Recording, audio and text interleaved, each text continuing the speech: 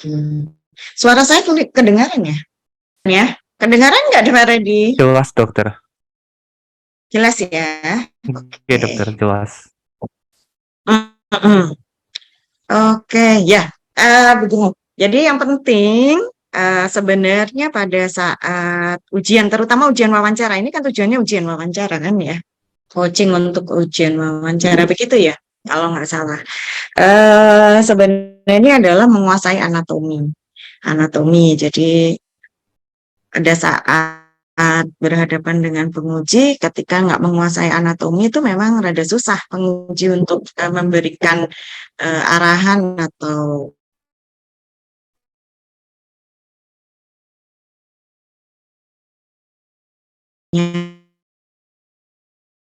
nah, tak mungkin ujian itu akan berlanjut ketika pertanyaan anatomi itu tidak terjawab. Jadi kuasai dulu anatomi.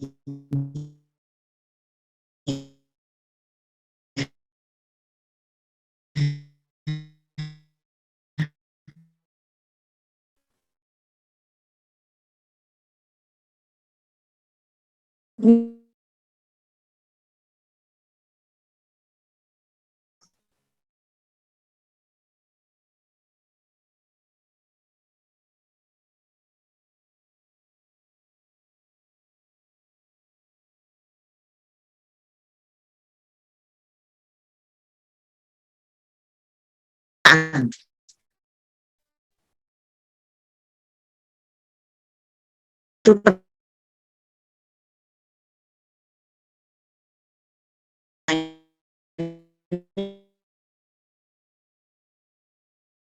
benar yakin itu vaskular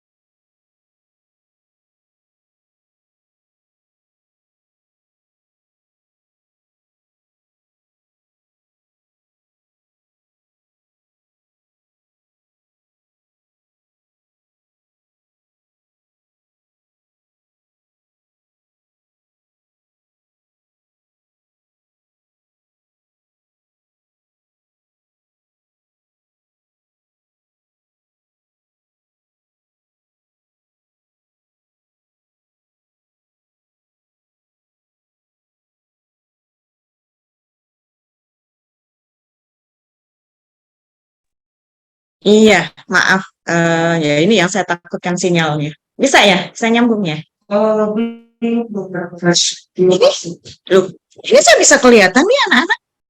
Coba kamu cek di sini. Yang lain bisa dengerin nggak? Izin sudah terdengar, dokter.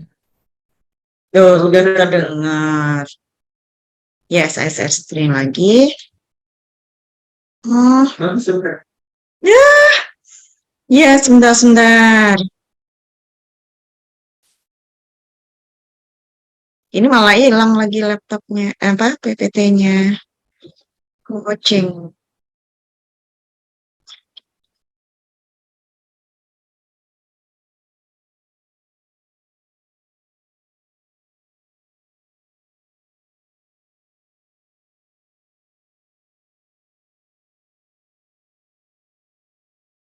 Kelihatan nggak? Belum Izin ya? belum terlihat dokter untuk share screen-nya dokter. Sebentar ya.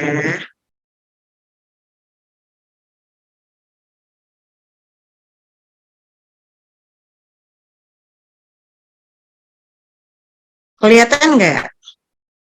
Sudah dokter izin. Kelihatan ya? Sudah terlihat dokter. Izin sudah terlihat dokter. Ya, oke. Oke, ini pada vaskularisasi ya. Coba dilihat nanti perjalanannya dari payudara.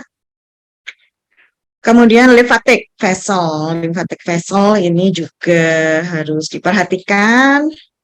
Bagaimana perjalanan dari lymphatic vessel? Kapan itu sentinel node? Kapan itu internal mammary lymph node atau intramammary lymph node, kemudian level 1, level 2, level 3, seperti itu. Tolong diperhatikan lymphatic vessel pada payudara. Kemudian kuadran ya. Beberapa kali saya tanya, saya nggak tahu apakah karena blank atau memang lupa atau memang belum pernah tahu pembagian kuadran dari payudara. Bagian kuadran dari payudara. Tolong diperhatikan ya, yang di jam 3 yang mana, yang jam 9 mana, 12 mana, 6 mana. Antara kanan dan kiri, coba tolong diperhatikan pembagiannya. Ini nanti akan ditanya pada saat mamu ya, terutama mamografi, bagaimana mengaplikasikan gambaran mamu pada kuadran di payudara. Gitu. Nah, ini anatomi. Seringkali memang anatomi itu jadi tampaknya udah tahu gitu, tapi begitu dikorelasikan dengan gambaran radiologi jadi bingung. Padahal sebenarnya basicnya itu anatomi.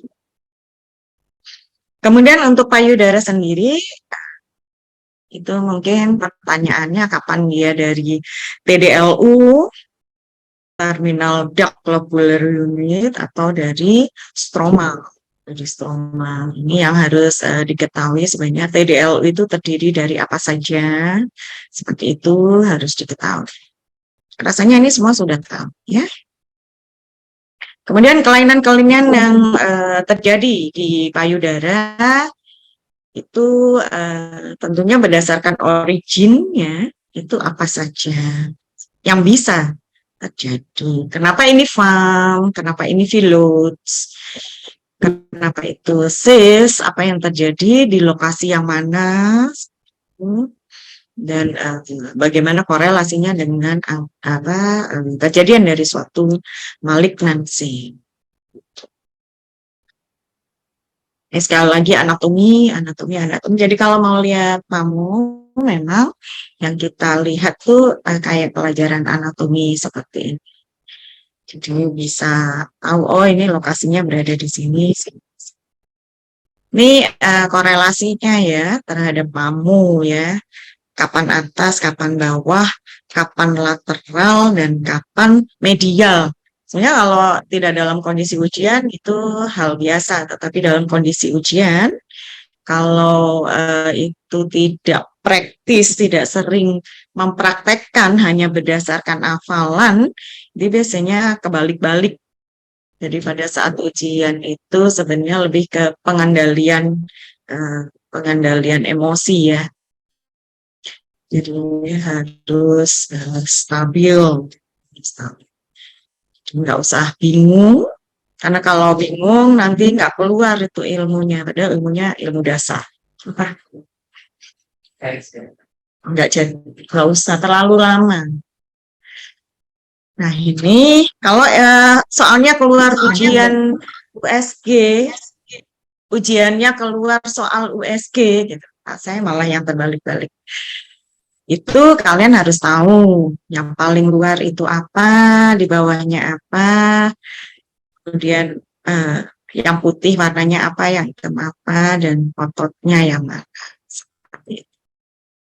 Jadi misalnya kalian tidak bisa melakukan melakukan interpretasi pada sebuah konklusi penyakit tertentu, biasanya saya akan menanyakan anatomical, akan mengarahkan pada anatomi untuk bisa masuk ke suatu konklusi. Seperti itu.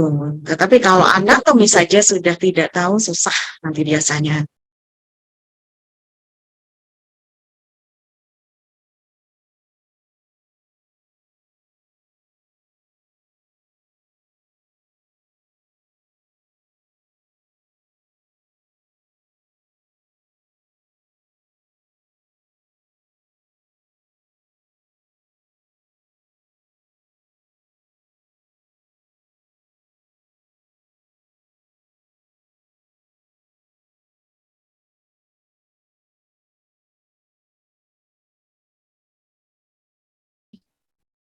Terputus lagi ya? Siap dokter, terputus lagi tapi ini sudah terdengar dokter. Iya, kok putus-putus gitu gimana? Ya udah. Padahal sinyalnya penuh loh di sini. Bentar ya, jadi convert ke modem. Sampai di sini ada pertanyaan?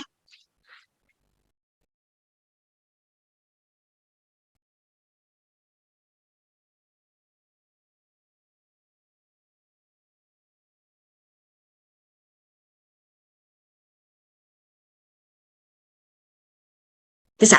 Udah? Ini udah di ke modem? Loh lah ya, pasangin kalau emang mau. Takutnya keputus-putus lagi.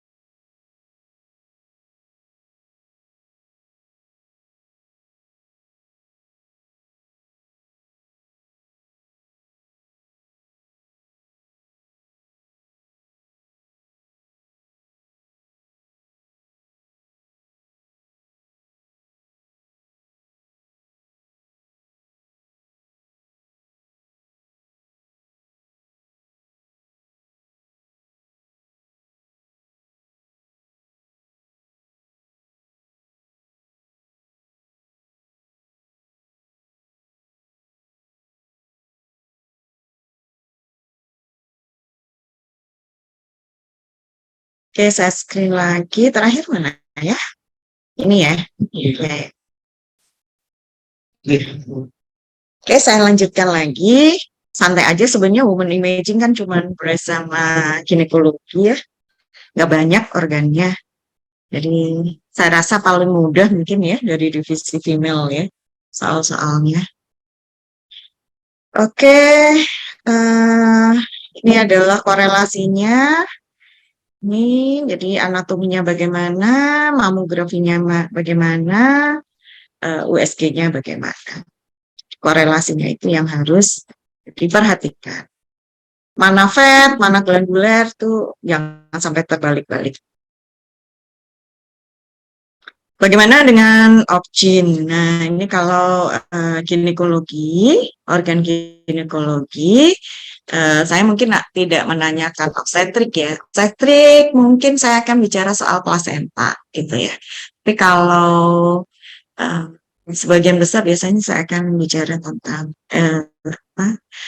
ginekologi. Kalau yang fetus itu rasanya dari pediatrik ya, pediatrik radiologi. Nah, ini yang harus dipahami ya. Seperti apa sih gambarnya kalau koronal, seperti apa gambarnya kalau aksial, dan bagaimana kalau sakital. organ-organnya apa saja, kemudian batas-batasnya terutama itu apa saja, itu yang harus dipahami. Seperti itu. Memang biasanya kita kalau ada masalah baru kita kembali lagi ke anatomi. Begitu, ke anatomi. Ada hal-hal kecil yang seharusnya diperhatikan itu menjadi miss. Kalau penguji tidak memberikan clue tentang informasi dari pasien, bisa saja ditanyakan. Menurut saya tidak masalah. Bisa saja penguji mengatakan tidak ada informasi, atau justru memang dia menunggu kandidat untuk menanyakan, kok nggak ditanya ya, dia kok nggak tanya ini ya, gitu. Padahal sebenarnya penguji udah siap memberikan clue seperti itu. Tetapi kalau dia tidak menanyakan, maka clue ini nggak akan keluar. Seperti itu. Jadi silakan ditanyakan nih, dok, apakah ada informasi tentang ini, informasi apa? Karena di lapangan kenyataannya kalian harus mendapatkan data sebanyak-banyaknya sebelum melakukan pembacaan dari suatu image. Itu penting sekali karena itu akan menentukan kira-kira originnya dari mana, seperti itu, dan kira-kira kelainannya seperti apa. Oke, modalitas yang keluar bisa saja berupa USG, X-ray, kalau histerografi dan histeroskopi itu kan tidak diberikan ya, jadi mungkin tidak saya keluarkan. CT scan keluarkan, MRI keluarkan, PET biasanya akan jadi bersamaan dengan image yang lain, seperti itu, bukan satu-satunya, tapi nggak tahu kalau yang dari nuklir ya, apakah dia akan mengeluarkan. Seperti itu. Pada prinsipnya biasanya kita mengeluarkan multimodality. Oke, ini anatomikalnya lebih detail lagi tentang anatomi seperti itu. Jadi yang harus diperhatikan ya, jangan sampai nggak tahu uterus kalau diiris sagital itu gambarnya seperti apa ya, itu nggak tahu. Terus uterus itu paling luar apa, setelah lapisan terluarnya di bawahnya apa, kemudian bawahnya lagi apa. Nah itu harus diperhatikan dengan baik, seperti itu. Biasanya penguji itu bisa saja ngasih clue dengan panah ya, ini apa nih, ini apa gitu kan. Coba yang warnanya hipoekoik ini apa, yang isoekoik apa, hiperekoik apa. Nah seperti itu sebenarnya untuk menguji kandidat, apakah kandidat menguasai anatomi atau tidak. Karena kalau tidak menguasai anatomi, kalau saya sih langsung stuck gitu. Waduh, nggak bisa menguasai anatomi begini, susah saya memberikan arahannya. HSG mungkin beberapa center masih melakukan HSG, tetapi beberapa center mungkin sudah tidak melakukan. Nah, itu tolong dipelajari, karena bagaimanapun nanti bisa berhadapan dengan soal-soal HSG. Apa saja sih yang harus dinilai dari HSG? Seperti itu. Kira-kira clue-nya apa sih? Informasi klinis yang paling sering, itu biasanya akan menentukan arah kemana sih saya akan melakukan deskripsi. Apa yang harus saya deskripsikan pertama kali? Dia saya infertility itu misalnya. Clue-nya biasanya ini kasus infertility. Udah berpikir, oh ini pasti mau lihat adanya abnormalitas dan patensi. Jadi morfologinya, uterusnya bagaimana, lumennya bagaimana, dan bagaimana patensinya. Pada beberapa kasus sebenarnya sudah bisa tanpa ada gambar dua foto ya. Jadi satu foto aja sebenarnya sudah bisa diinterpretasikan gitu. Tapi bisa saja ada penguji yang menyimpan dulu fotonya. Kalau dia nggak tanya oblik kanan, oblik kiri, nggak saya keluarin gitu. Tapi ada juga yang sebenarnya sudah bisa dilihat dari satu foto AP aja. Oh, udah kelihatan. Oke, CT scan. Nah, sekali lagi tetap basicnya adalah anatomi. Sudah CT scan itu kita bermain anatomi. Jadi kapan koronal, kapan aksial, dan kapan sagital. Ya. Lalu bagaimana dengan MRI? Sebenarnya sama ginekologi itu soft tissue, jadi superior pada MRI. Tapi tidak semua center aktif menerima rujukan ginekologi untuk dilakukan pemeriksaan MRI. Jadi itu tadi basicnya adalah anatomi. Jadi saya pernah uji, kandidatnya bilang, dok, kita tidak pernah mendapatkan rujukan pasien MRI ginekologi. Oke, nggak masalah kan, tiap center beda-beda, ada yang jumlah pemeriksaannya bervariasi. Tetapi begitu anatomi menguasai itu sebenarnya tidak masalah. Jadi kuasai anatomi dulu. Seperti itu. Untuk tahu kira-kira ini kelainannya di uterusnya, di tubanya, atau di ovariumnya, seperti itu. Atau di luar dari itu semua. Jadi nggak usah khawatir. Intinya adalah pada anatomi. Protokol dari MRI mungkin tidak. Kalau saya sih tidak pada kasus, saya belum bikin soalnya, tapi rasanya saya tidak akan keluarkan yang advance karena itu menjadi sangat subspesialistik. Mungkin lebih ke T1, T2 gitu ya. Kalian udah tahu kan bedanya kapan T1, kapan T2, apa fungsi irisan koronal, apa fungsi irisan aksial, dan sagital. Jadi ada irisan-irisan yang memang punya fungsi untuk melihat gambaran yang tidak didapatkan pada irisan lainnya. Ini biasanya saya akan bermain sagital dulu, biasanya saya akan tunjukkan sagital dulu lebih untuk melihat anatomikal dari uterus. Jadi lihat dulu anatominya. Saya tunjukin sagital dulu itu artinya lihat uterusnya.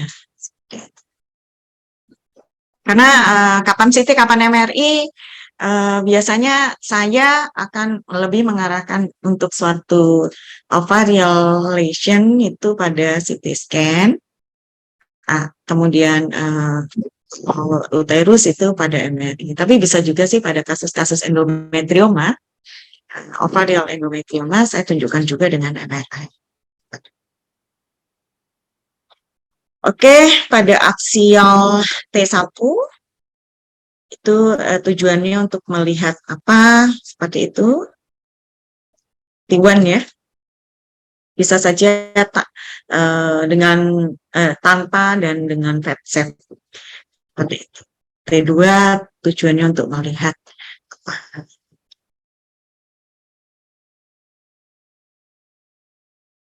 Oke, pada kasus-kasus malignansi, perhatikan jaringan sekitarnya. Jaringan sekitarnya, coba kalian lihat apakah ada infiltrasi atau tidak. Keterlibatan jaringan sekitar terhadap adanya suatu malignansi pada organ ginekologi. Oke. Ini pada pemberian kontras, perhatikan enhancement dari suatu lesi untuk melihat apakah ini suatu malignansi, mengarah pada suatu malignansi atau mengarah pada suatu benign lesion. Oke, kita kembali ke payudara untuk suatu kelainan kelainan kongenital. Jadi basicnya di awal tadi. Jadi saya pertama kali akan lihat apakah kandidat sudah menguasai anatomi dari payudara ataupun ginekologi, seperti itu. Kalau dia sudah menguasai itu, baru saya akan lihat kemampuan untuk menginterpretasikan adanya kelainan pada payudara ataupun ginekologi. Kalau kita bicara kongenital ya, ini kan apa namanya, kita kembali lagi biasanya kalau ujian itu cinta ya. Kongenital infection, neoplasma, kemudian trauma, yang Naller.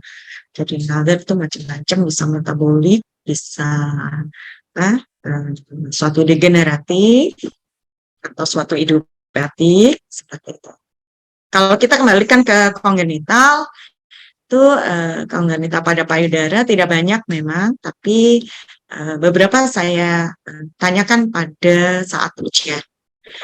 Itu kalian bisa lihat kelainannya bisa melibatkan apa saja. Ada NAC, coba kalian lihat adanya aksesori nipple. Tolong diperhatikan nipple inversion atau inverted nipple. Kemudian aksesori breast, aksesori itu bisa di axillary, atau mama abran, seperti itu. Kemudian asimetri dari breast itu sendiri, amastia, hypoplasia atau aplasia. Kemudian abnormal shape-nya itu berupa tubular breast atau pendulum, seperti pendulum. Kemudian abnormalities of chest wall, ini yang terkenal tuh ya, Poland syndrome itu ya, dan anterior thoracic hypoplasia. Biasanya tidak banyak kelainan-kelainan yang dilakukan mamografi kalau untuk kasus-kasus di Indonesia. Terus terang saya sih menggunakan ujian itu adalah kasus-kasus yang saya temukan sendiri, bukan kasus dari luar ya, seperti itu. Jadi memang tidak semuanya ada di tempat saya. Jadi mungkin yang sangat amat jarang itu mungkin tidak keluar, tapi yang biasa keluar. Oke. Ini tolong diperhatikan, nipple aksesoris itu bisa dari mana saja. Di mammary line seperti ini. Nah, itu yang harus mungkin ditanyakan pada saat ujian, seperti apa sih mammary line itu. Ya, ini contohnya memang ada nipple-nya di luar. Ini kalau kalian lihat ini nggak usah bingung, ini adalah aksesoris nipple-nya memang ada dua. Ya, nah, ini kalian bisa lihat nipple-nya ada dua, tidak di sini saja, tetapi juga ada di seperti itu. Sebentar. Nah, ya, aksesoris nih. Mungkin waktu lihat nggak apa-apa, normal aja gitu. Padahal sebenarnya ini ada sesuatu di sini. Aksesoris. Inverted nipple. Nah, ini inverted nipple, hati-hati jangan sampai salah dengan retracted nipple. Seperti itu. Retracted nipple. Jadi, inverted nipple itu harus ciri-cirinya terus diketahui seperti apa sih inverted nipple. Bagaimana membedakan inverted nipple dengan retracted nipple? Kemudian mama abran. Ini coba lihat seperti ini. Ya. Kelihatannya nggak ada apa-apa, Dok. Padahal maksudnya yang ditanyakan sebenarnya mama abrannya ini. Gitu. Pada beberapa orang ini menjadi keluhan dan sangat bisa saja menjadi sangat dikeluhkan buat pasien karena tidak saja faktor kosmetik tetapi juga ketakutan untuk adanya suatu breast cancer. Walaupun sebenarnya cancer itu sendiri ataupun lesi-lesi yang benign itu bisa muncul juga di mama abransnya. Jadi kalau lihat mamo jangan cuma lihat payudaranya, lihat di aksilanya, tidak hanya pada lymph node-nya tetapi adanya mama abran. Mama abran itu bisa sangat prominent seperti ini atau tidak prominent, bisa dengan atau tanpa adanya suatu lesi di dalamnya. Seperti ini. Contohnya ya, kayak gini, ini bukan mes, ini mama abran. Kenapa? Karena pada USG-nya itu tidak menunjukkan adanya suatu massa. Ini adalah fat glandular dari suatu payudara yang berada di aksil. Jadi jawabannya bukan NES, tetapi ini adalah suatu aksesori aksiologiis. Tentang hipoplasia ya ini nggak banyak ya. Mungkin mamunya juga tidak. Ini mungkin kalian melihatnya ada beda gitu, tapi nggak menemukan ada kelainan. Keluhannya mungkin juga sudah jelas. Biasanya saya kasih clue di seorang wanita dengan payudara kiri lebih kecil dari payudara kanan. Kalian sudah berpikir bahwa jangan-jangan ini suatu kongenital. Suatu kongenital ambal. Kemudian untuk amastia ya memang nggak ada ya, nggak ada payudaranya ya. Itu ini kebetulan saya nggak punya kasusnya jadi nggak akan keluar, tapi at least nanti kalau ditanya gitu pembagiannya bagaimana kongenital payudara kalian sudah tahu. Ini tubular press jadi kayak seperti ini. Jadi kelenjarnya itu hanya ada di belakang nipple areolar aja. Jadi kelenjarnya hanya ada di situ aja, lainnya nggak ada. Ini suatu tubular press. Kalau Poland syndrome, nah ini yang sering kali diketahui sebagai kolom udara tidak terbentuknya pectoralis spesial. Ya, ini perhatikan. Oke, kita akan masuk pada habis congenital infection ya. Infection dan neoplasia. Infection dan neoplasia bukan sesuatu yang mudah karena dia memberikan gambaran yang overlapping baik di payudara maupun ginekologi. Adanya suatu infection itu tidak menyingkirkan adanya suatu neoplasia. Demikian juga adanya suatu neoplasia bisa juga disertai adanya suatu gambaran infeksi. Karena keduanya bisa merupakan suatu proses yang bersamaan atau suatu proses yang berbeda. Jadi yang perlu dikenali itu mastitis. Mastitis itu mau benign atau ini malignan. Kalau benign itu yang mana? Infectious atau non-infectious. Seperti itu. Kalau infectious itu yang mana? Yang purpural. Kalau yang non-infectious biasanya suatu metabolic disease atau idiopatik atau autoimun seperti itu. Nah, itu yang mungkin dikenali. Biasanya memang akan ada informasi klinis yang akan diberikan untuk mengarahkan kepada kandidat bahwa ini loh arahnya mau ke arah suatu infectious mastitis atau ini adalah suatu autoimun mastitis atau mastopati istilahnya ya, mastopati. Kemudian ini hati-hati, ini adalah suatu mastitis karsinomatosa atau suatu inflammatory breast cancer. Gambarannya bisa overlapping itu. Jadi memang kalau tidak banyak bertemu susah untuk melihat apakah ini suatu ke arah benign atau malignan. Tetapi nggak usah khawatir karena itu nanti akan diarahkan dengan informasi-informasi yang diberikan. Seperti itu. Yang penting diperhatikan pada kondisi ini yang harus disebutkan terutama itu adalah beberapa kriteria untuk mengarahkan ini suatu proses inflamasi. Jadi inflamasi. Jadi tidak infection dalam hal ini memang tidak bisa ditampak pada imaging ya. Ini infeksi atau tidak ada virusnya atau tidak itu pasti bukan image. Yang akan tampak presentasinya pada image adalah suatu proses inflamasi. Adanya penebalan kulit.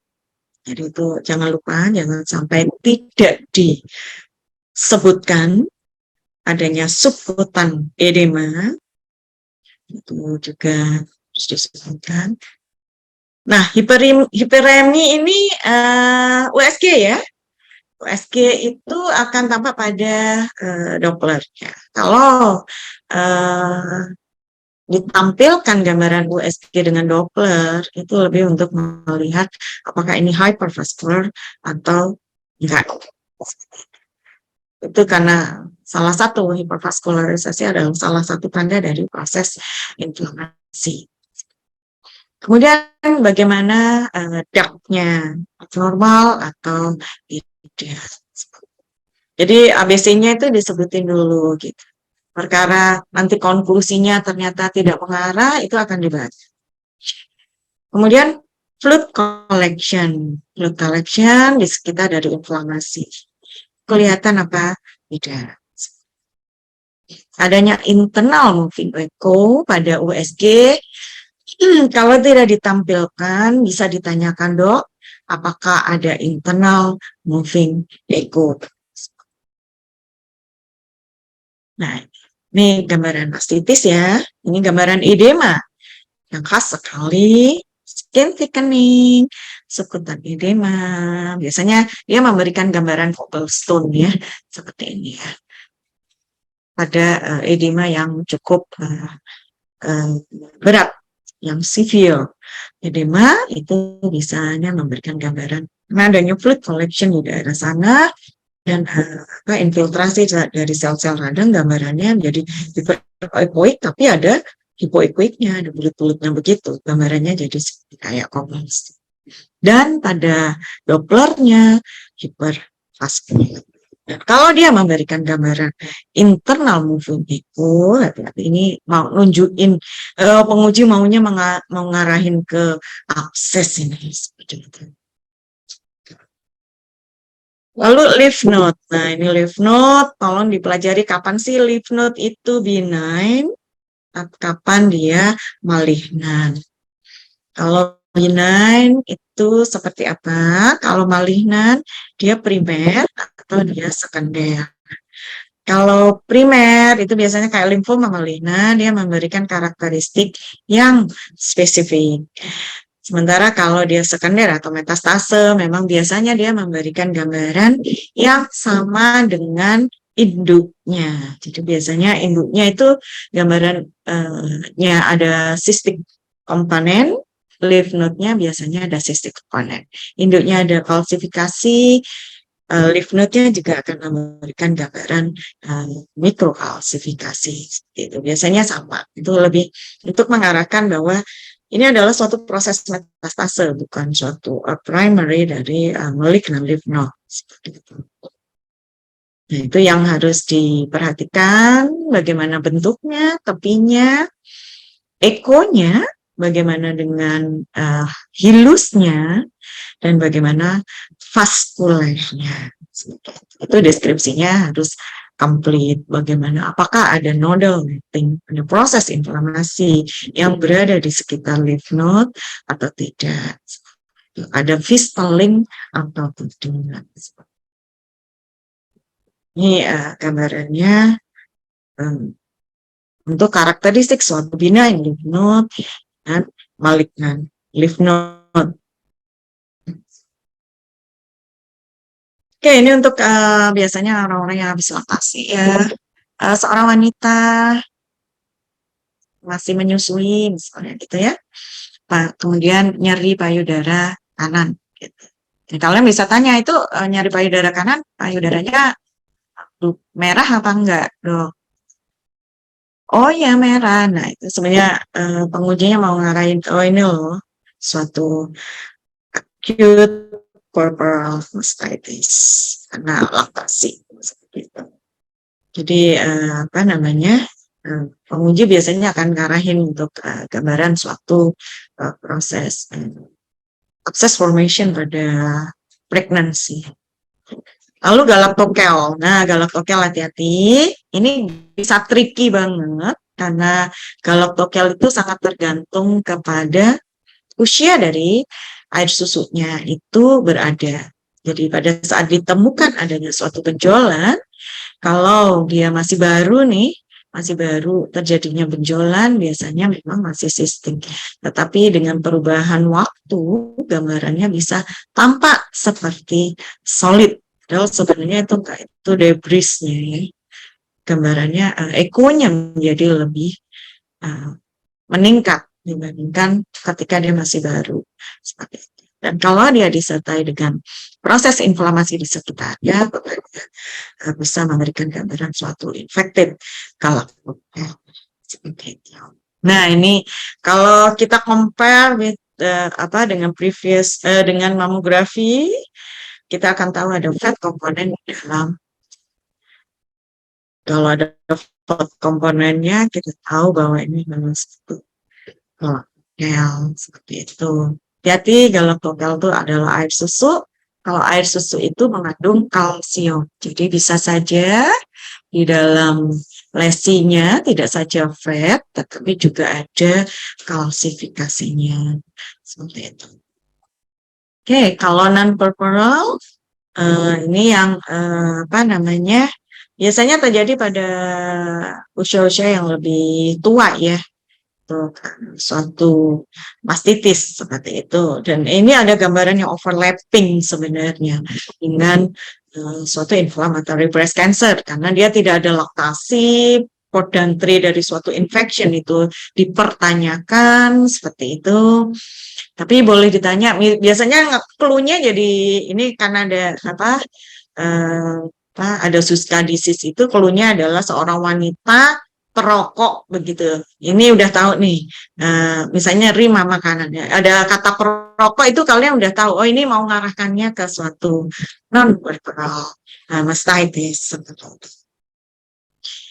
Ya, seperti itu. Jadi ada gambaran infeksi di payudaranya yang tidak berhubungan dengan laktasi. Nah ini kan clue-nya itu it's history of smoking. Sebenarnya mau mengarahkannya ke sana. Biasanya penguji atau saya tidak akan memberikan clue yang menyesatkan ya, history of smoking, terus kemudian yang keluar malignancy. Padahal sebenarnya sebenarnya itu kan bisa saja terjadi di lapangan, tetapi kalau ujian rasanya enggak ya. Biasanya justru ngasih clue-nya itu untuk mengarahkan pada suatu diagnosis tertentu. Ini khas sekali untuk suatu abses ya, ada rim contrast enhancement. Ada meskinya hypervascular di perifer. Kalau mamu memang tidak spesifik, tetapi itu bisa kelihatan dari blood sleeve note yang non-spesifik. Oke. Nah, ini ada peripheral dan purpural breast abscess. Ini biasanya pasien dengan underlying disease. Seperti itu, tapi karakternya gambarannya sih sama aja. Ada rim contrast enhancement. Ini kalian udah tahu kalau ada gambaran gini suatu abscess. Apalagi kalau ada sebelumnya ada pemeriksaan FNAP sekarang nyeri merah dan sebagainya. Sebelumnya ada trauma sekarang nyeri merah. Sebelumnya ada jadi ada trauma sebelumnya itu biasanya penguji ingin mengarahkan hati-hati ini proses suatu infection, bukan malignancy. Ya, kenapa? Gimana? Ada pertanyaan?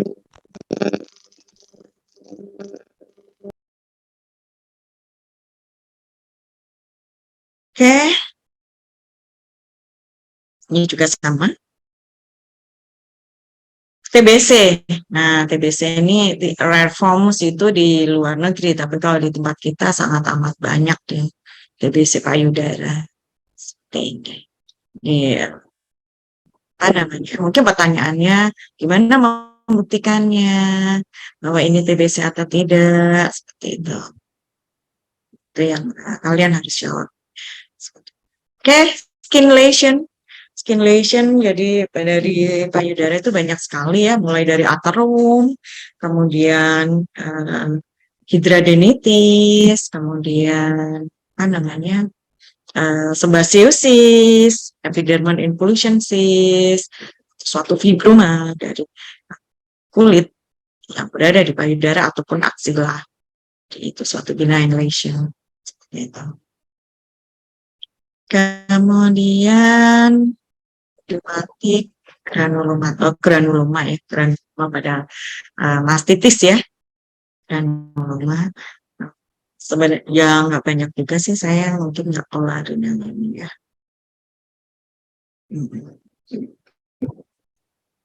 Pantogranuloma juga sama. Ini lebih untuk gambarannya sih sama, cystic lesion dengan increase peripheral vascular flow seperti itu.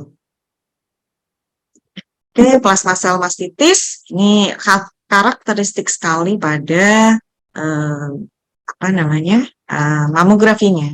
Nah, kalian bisa melihat large rod like calcification di kedua payudara seperti ini. Jadi clue-nya ya hanya itu aja. Begitu kalian bisa ngomong, dok, tampak kalsifikasi berbentuk large seperti itu. Saya sudah, oh ya, anak ini udah aware. Seperti itu. Pertanyaannya bisa soalnya bisa dijawab dengan lebih singkat. Diabetik mastopati ini yang kalian perlu ketahui karena cukup banyak pasien-pasien diabetes di Indonesia. Dan pada yang long standing diabetic mastopati biasanya ada manifestasi pada payudara karena kegagalan dari proses penghancuran dari jaringan-jaringan kolagen sehingga payudara menjadi lebih keras dan bisa memberikan gambaran seperti adanya massa yang sangat keras dan pada USG-nya bisa tampak seperti malignan seperti itu. Tapi clue-nya biasanya di atas. Diabetes selama 25 tahun. Diabetes sejak usia 18 tahun. Itu sebenarnya penguji ingin mengarahkan kandidat bahwa saya ingin kamu menjawab ini adalah suatu diabetic mastopati. Kemudian inflammatory breast cancer. Oke, inflammatory breast cancer itu yaitu tadi karena dia sulit dibedakan dengan yang non-purpural karena tidak ada tidak diketahui apakah ada suatu fokus untuk masuknya suatu infeksi pada pasien yang tidak melakukan laktasi tetapi payudaranya sama-sama merah seperti itu. Nah, itu kalian harus hati-hati kapan ini suatu mastitis yang non-purpural atau ini suatu inflammatory breast cancer seperti itu. Tapi nggak apa-apa. Yang penting buat saya adalah kemampuan kamu untuk melakukan deskripsi itu menjadi penting. Bahwa konklusinya itu kalian masih mendiferensial diagnosis itu nggak masalah. Artinya udah tahu arahnya mau kemana. Nah, ini memang ada mes dengan edema di sekitarnya seperti itu. Dengan adanya suspicious malignant nodes di axilla. Oke, itu tadi tentang breast ya. Saya sampai berapa? 11.30 ya, betul ya.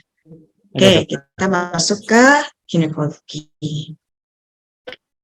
Kalau ginekologi, nah ini bisa dari X-ray atau enggak.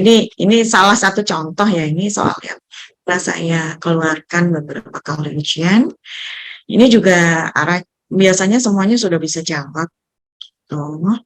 Tetapi biasanya kemudian konklusinya apa gitu, bahasanya apa. Itu biasanya kemudian langsung blank gitu. Ini wanita 74 tahun dengan breast cancer. Kemudian breast cancernya itu residif. Kemudian dokter bedahnya periksa di perutnya itu ada massa. Kemudian dicurigai suatu metastase, dimintakan USG karena adanya mes yang cukup keras. Nah, ini pada USG-nya adanya gambaran yang heterogen, cuman dia karakteristik sekali ya, ada gambaran seperti vertebra di sana. Nah, ini begitu di foto, ternyata dia adalah janin yang udah lama mati dulu, gitu kan. Dulu gemuk, nggak terasa. Tapi begitu dia kena kanker, di kemo dia menjadi kurus, nah benjolan ini tampil. Nah, ini yang sebenarnya bukan merupakan suatu metastase, tetapi ini adalah kejadian yang dulu. Ini yang bisa nemuin memang seorang radiolog. Ya, jadi bukan suatu proses metastase ya ini. Oke, hati-hati pada kasus-kasus dengan flu yang sesuatu keluhan yang akut gitu. Itu perhatikan apakah dia merupakan tanda-tanda dari suatu emergency pada organ-organ ginek. Pasien dengan nyeri perut gitu ya. Nyeri perut terutama di daerah misalnya seperti itu clue-nya. Nah, itu hati-hati, itu perhatikan ini adalah suatu kasus emergency. Nah, itu perhatikan apakah ini adalah suatu tanda-tanda ectopic pregnancy, KIT, atau suatu PID, atau ini suatu hemorrhagic variances, torsion, adanya twisting dari subserous myoma, kemudian endometriosis, endometritis, ataupun adanya trombosis dari vena ovarium. Jadi pikirkan kasus-kasus emergensinya. Ketika presentasi klinis di atas, itu menunjukkan tanda-tanda adanya akut abdomen. Atau bisa saja itu suatu appendicitis akut. Gambarannya bisa itu nyambung, bisa saja nyambung dari appendicitis akut nyambung jadi PID, sangat mungkin. Kemudian PID, PID itu biasanya saya ngeluarinnya kasusnya antara CT dan MRI, kan USG, antara CT dan MRI itu pokoknya, dan itu akan disertai dengan kontras. Kontras akan menjadi tampak sekali bagaimana enhancement dari pemberian kontras.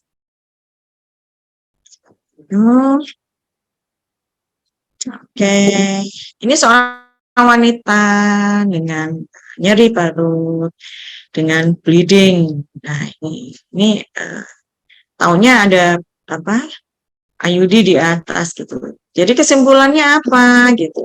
Itu sudah suka blank gitu. Apa namanya?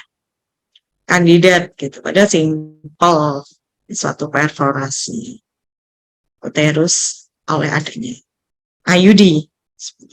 Makanya ada bleeding berapa hari sebelumnya. Oke, mungkin USG juga bisa ditampilkan dengan gambaran seperti ini. Ada nyeri loh. Nah, apa yang perlu diperhatikan pada USG? Apa saja? Itu tadi lapisan-lapisan tadi yang harus disebutkan secara sistematis sampai ke dalam. Itu bisa mengatakan adanya suatu kelainan. Dan itu dikorelasikan dengan MRI-nya, seperti itu. Jadi kesimpulannya apa? Nah, ini korelasinya dari USG maupun MRI-nya. Untuk CT scan? CT scan, oke. Saya biasanya CT scan itu lebih ini ya, karena window-nya lebih besar, seperti itu. Biasanya saya akan menunjukkan gambarannya itu lebih ke arah suatu malignansi ya. Tujuannya adalah staging dari suatu gynecologic malignancy. Jadi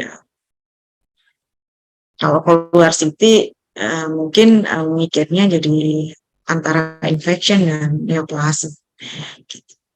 Apakah ini suatu apa namanya TB misalnya, TB pelvis, itu bisa kelihatan mirip dengan suatu peritoneal carcinomatosis, tapi itu bisa dibedain sebenarnya. Apa saja yang bisa membedakan antara jadi abdomen dengan suatu peritoneal carcinomatosis karena malignant ovarian cancer. Oke, ini suatu neoplasma. Nah, ini kalau ini gampangnya dari foto toraknya aja, foto polos abdomennya aja bisa kelihatan masanya dengan kalsifikasi. Pada USG kalsifikasi dengan rasa dengan kalsifikasi dan fat komponennya. Kalau kita bisa lihat trichome layer-nya di sana, itu gambarannya biasanya akan karakteristik dan biasanya soal ini akan muncul ya di banyak tempat yang saya perhatikan tuh bisa di CBT, di multiple choice, bisa esai atau bahkan di wawancara itu bisa keluar. Kemudian MR image. MR image itu sebentar.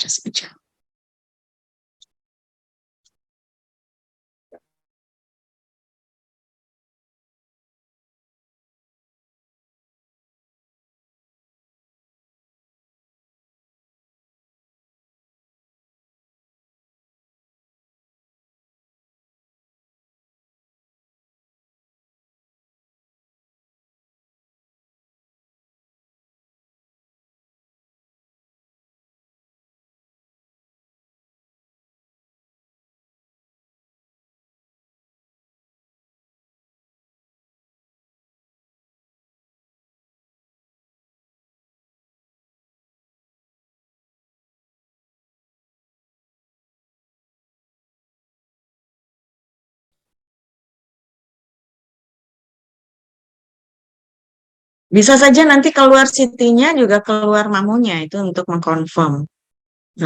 Ini CT scan keluar apa, MRI juga keluar apa. Ya, enggak. Putus ya? Sisa Suaranya bingung. rusak. Enggak kedengaran ya suara saya? Izin sudah kedengaran dokter. Sempat putus Kedengaran? di yang CT scan dokter. Kenapa? Sempat hilang di CT scan tadi dokter. Oh, CT scan yang tadi ya. Masa sih? Yang mana ya? Yang ini? Iya dokter. Yang ini ya? Iya dokter. Oke. Tapi sekarang udah kedengaran? Jelas dokter. Jelas ya. Kalau ini kan jelas ya, kalian bisa jawab ya, masa nggak bisa jawab?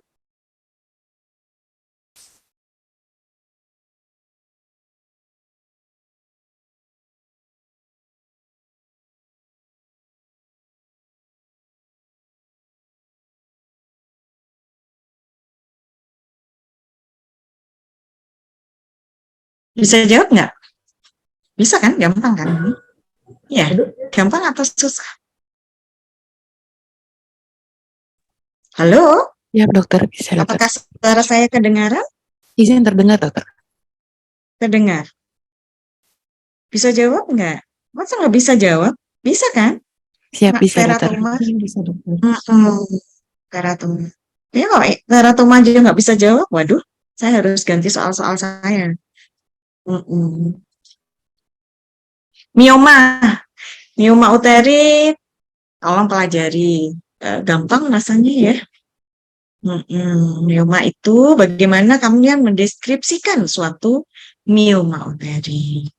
Tuh, apa saja ada 3 ya, ada 3 parameter yang harus diperhatikan seperti itu.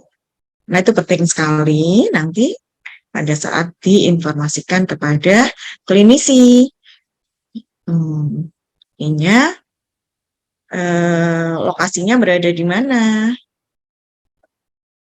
Lokasinya berada di mana? Regionnya, dia berada di layer mana? Terus bagaimana hubungannya dengan jaringan sekitarnya? Seperti itu penting sekali.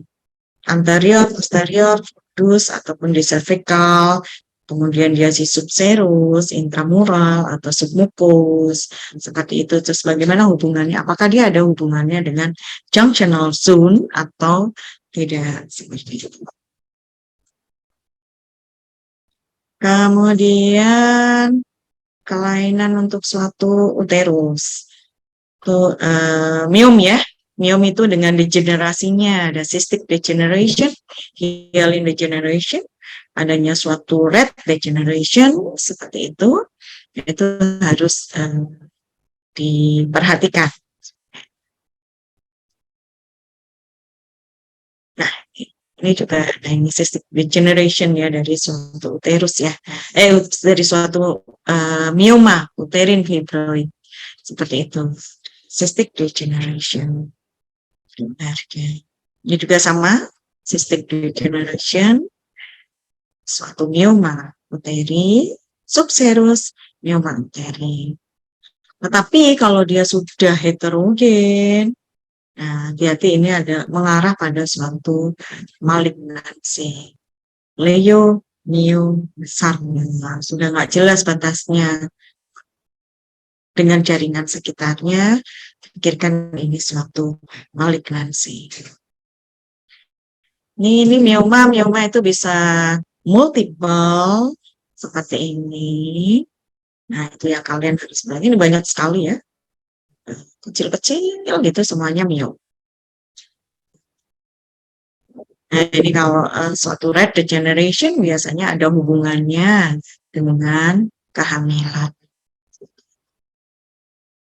Itu kalian bisa lihat nanti dari sekuennya dari MRI. Nah, ini plasenta gini biasanya saya akan ikut dari deskripsi dari yang dipakai oleh ginekologi ya, gradingnya dan tipenya itu darinya sehingga bisa ditentukan apakah dia satu akreta, inkreta ataupun perkreta level. Itu jangan lupa disebutkan tiba-tiba dari suatu plasenta. Kemudian, nah ini infection ya, infection khas sekali pada contrast enhance, orat karit gitu ya, orat karit. Nanti kalau saya tunjukkan gambarannya CT atau MRI, wah coba lo, oh ini maksudnya dokter Listi mau nunjukin ini suatu pelvic inflammatory disease seperti itu. Dan kalau ada gambaran rim contrast enhancement, berarti ada abscess formation. Nah, kalau yang begini, nah biasanya saya tunjukkan juga koronalnya supaya kalian bisa ikuti trombus yang mengisi vena, arteri maupun vena seperti itu. Jadi anatominya tidak hanya aksial aja, tapi juga koronal. Endometritis, nah ini banyak sekali kasus-kasus endometritis, terutama mereka-mereka nanti biasanya begini, pasien melahirkan di dukun, terus nyeri perut, nah itu, wah ini dokter Listi mau mengarahkan pada postpartum endometritis. Nah, biasanya saya kasih clue di atas, cuman anak-anak suka nggak baca, dia biasanya langsung lihat fotonya, langsung dibaca, padahal clue-nya ada di atas. Clue-nya di atas, oh ini dokter Lis mau mengarahkan kongenital, ABC-nya begini. Oh ini infection, ABC-nya begini. Kalau neoplasma, ABC-nya begini. Seperti itu. Jadi coba perhatikan, jangan lupa baca clue di atas. Dan clue-nya biasanya ada di atas. Jadi nggak usah terburu-buru, karena kalau terburu-buru itu biasanya nanti coba lihat lagi, coba diulang lagi, coba perhatikan baik-baiknya. Seperti itu, menjadi pengulangan. Jadi eman-eman gitu. Waktunya eman-eman. Jadi nggak usah yang terburu-buru mau menghabiskan seluruh soal. Buat saya selama kamu sistematis membacanya, maka nilainya tinggi seperti itu. Yang jelas tapi jangan lelet ya. Kalau lelet gitu kalian ngulur-ngulur waktu, nanti beda jumlah soalnya dengan temannya terlalu lebar, ya saya pasti tidak bisa memberikan nilai yang lebih. Sebentar ya. Assalamualaikum. Masih ngajar coaching nasional, masih ngajar. Ya. Yuk. Jadi itu tolong diperhatikan Kemudian disorders of the affection. Ya, ini banyak sekali ya. Saya nggak akan kasih yang susah-susah. Mungkin yang relatif apa namanya sering terjadi di apa namanya di lapangan seperti itu ya. At least kalian mengenali bahwa ini bukan dari uterus, tapi ini dari adnexa. Nah, ini tipe yang mana? Tipe yang kongenital, utreksi, neoplasma, trauma, atau yang lain. Seperti itu. Itu hanya itu aja sih. Karena kalau diagnosa biasanya mengikuti dari deskripsinya. Kemudian, nah ini. Kalau ini suatu neoplasma, kalian berpikir suatu neoplasma, pikirkan apa namanya deskripsinya, apakah unilokuler, multilokuler, ada tidaknya komponen solid, ada tidaknya enhancement, dan bagaimana batasnya dengan jaringan sekitarnya, bagaimana hubungannya dengan uterus, seperti itu. Pada kondisi-kondisi tertentu, endometriosis itu memang gambarnya seperti neoplasma.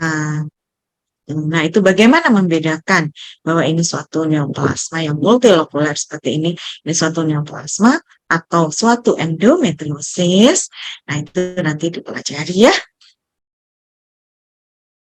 Ini kadang suatu kelainan itu di suatu soal itu tidak hanya satu kelainan saja, tetapi ada beberapa kelainan seperti itu. Nggak apa-apa, nggak usah bingung. Sebutin aja satu-satu kelainannya. Satu dulu, habisin dulu. Karakternya bagaimana untuk mengarah pada suatu konklusi, baru ke lesi lainnya. Seperti itu. Ada anak-anak yang memang kondisi emosionalnya itu stabil.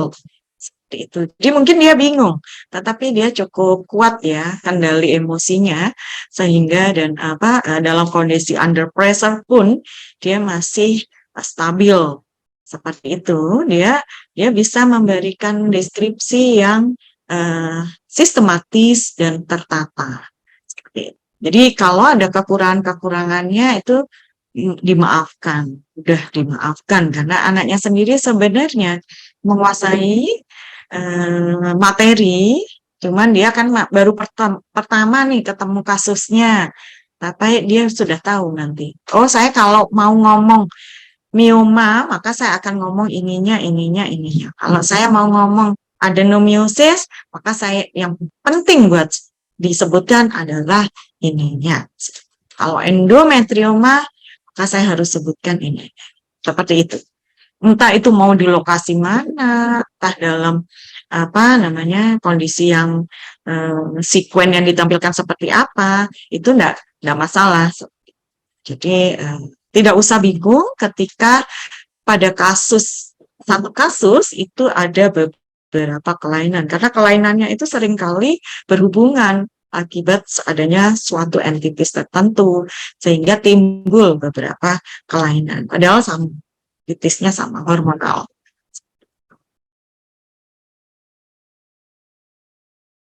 Ya, ini untuk tubuh ovarian abses. Ini juga tidak mudah seperti itu, tapi identifikasi adanya suatu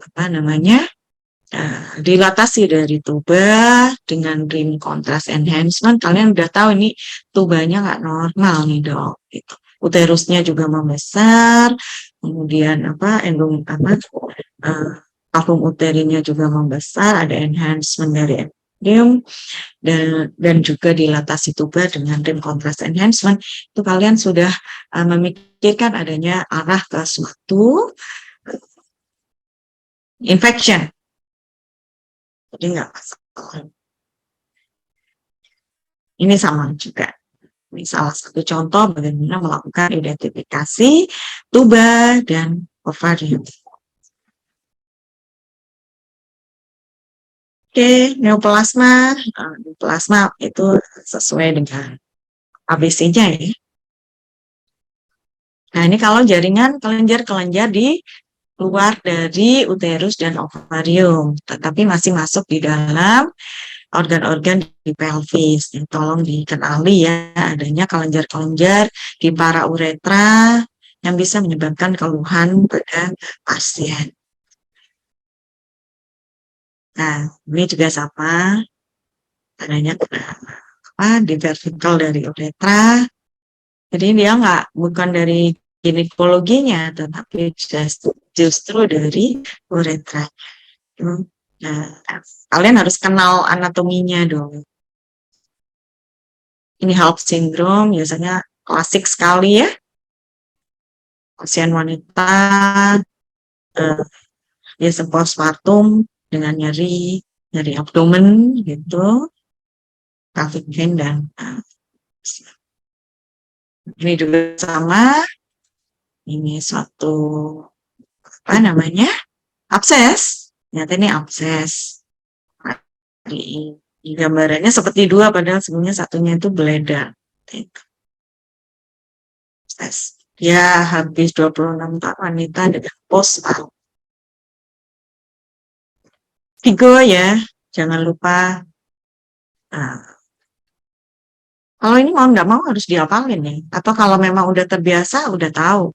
Oh begitu ada ada parametrium involvement, maka ini sudah masuk 3B. Ada parameter-parameter yang harus kalian ingat gitu. Pertama adalah parametrium dan juga keterlibatan dari organ urologi. Gitu. Organ urologi berarti udah 4 gitu kan. 4, nah ini tergantung ini 4 yang mana. Figo ya. Saya mungkin nggak tanya detail, cuman ingin tahu aja. Begitu kalian sebutin parametrium, nah itu berapa tuh stadiumnya. Ini mungkin gambar ini lebih mudah dipelajari untuk menentukan staging dari si ascendix. Pasti nggak akan detail sampai persentase, enggak. Seperti itu. Tapi kalau kalian menguasai itu luar biasa.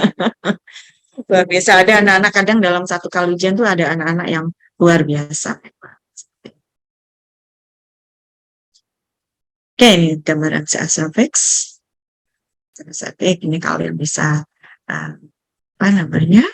melihat dengan jelas ya. Cuman yang dilihat oleh penguji adalah bagaimana kalian mendeskripsikan dengan baik, sistematis, detail seperti itu, sehingga informasi yang didapatkan dari MRI itu menjadi komplit.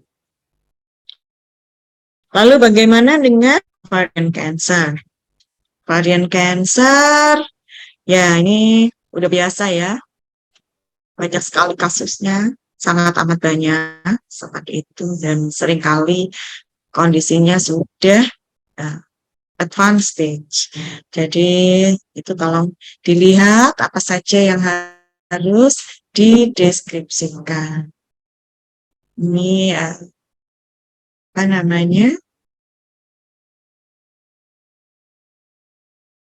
PA-nya sebenarnya radiologi tidak harus menyebutkan PA.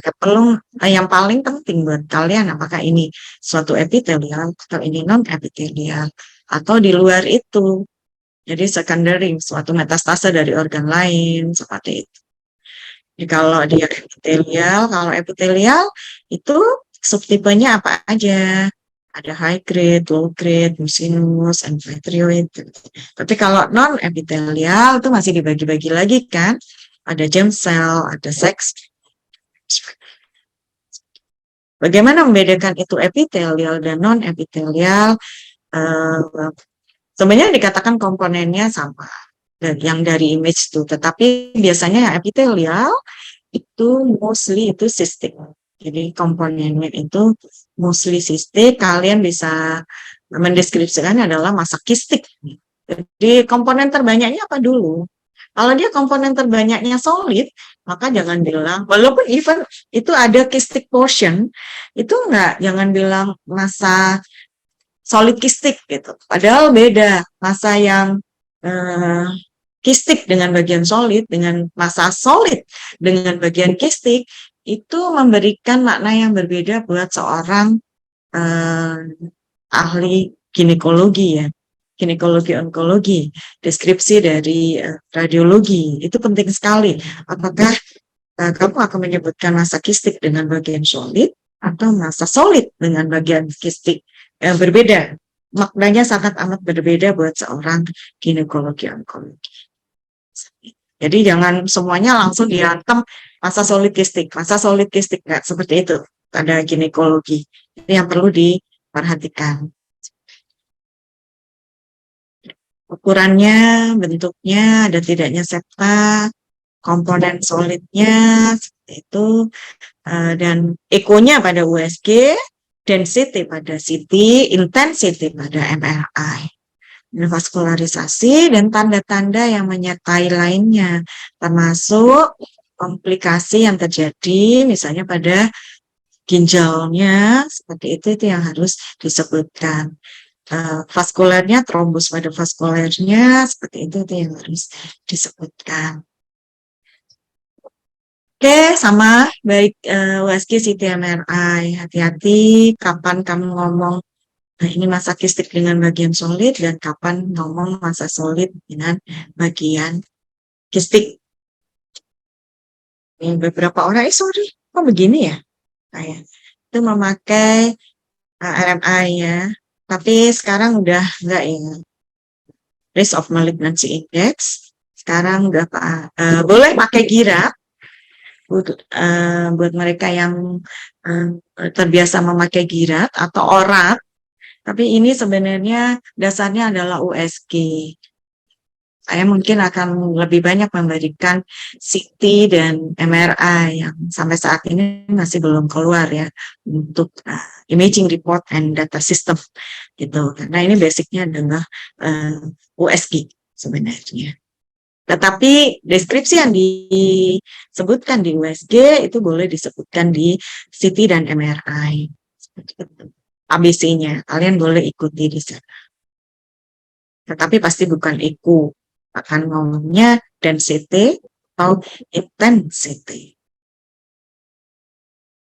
Oke, Vigo, kalau tadi Vigonya cervix, ini Vigonya ovarian. Di ovarian cancer itu ada Vigonya juga. Kalian, kalau ini terpaksa harus ngafalin ya. Kalau udah biasa nggak masalah. Oke, ini salah satu contoh dari sinus CA. Oke. Itu bagaimana melakukan deskripsi seperti yang tadi saya. Ini pasti bukan masa solid dengan bagian kistik, tetapi ini adalah masa kistik dengan bagian solid. Itu akan berbeda sekali karena itu akan menentukan apakah ini akan diarahkan suatu epithelial atau non-epithelial ovarian cancer. Nah, kalau ini masa solid dengan bagian kistik seperti itu. Bukan masa kistik dengan bagian solid, tetapi masa solid dengan bagian kistik. Nah, kalau kayak gini, selesainya sama loh dok. Tapi ini, kalau saya melihat gambarannya ini adalah masa kistik dengan bagian solid. Lebih mengarahkan pada suatu epithelial ovarian cancer. Perhatikan asites di sini yang memberikan tanda adanya suatu peritoneal carcinomatosis. Apa saja sih tanda-tanda peritoneal carcinomatosis? Nah, itu kalian harus tahu. Lymph node involvement. Kalian harus lihat. Dan vaskulernya juga harus lihat. Seperti itu. Nggak bisa hanya di bawah aja. Komplikasi, ketika itu terjadi kecurigaan suatu malignansi, saat itu juga baru tentukan stagingnya. Kalau staging itu artinya TNM. Jadi deskripsinya harus menyebutkan deskripsi T, tumor size, tumor extension, kemudian node metastase, kemudian metastase itu sendiri ke orang. Nih, paling suka saya tanyain kalau ujian sebenarnya gimana sih arah dari suatu peritoneal carcinomatosis itu sehingga kamu bisa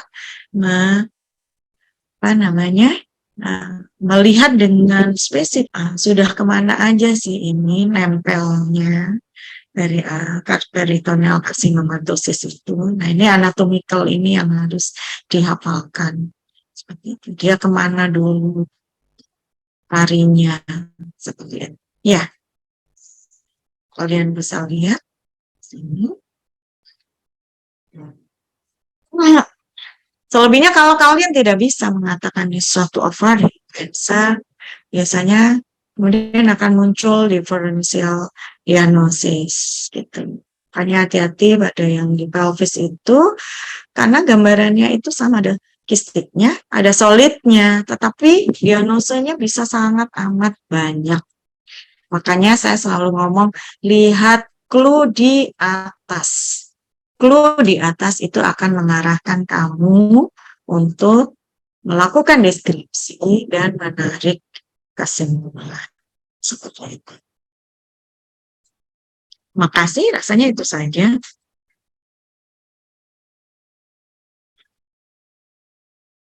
Kalau wawancara lebih ke pola pikir ya, pola pikirnya. Oke, mungkin ada yang ditanyakan.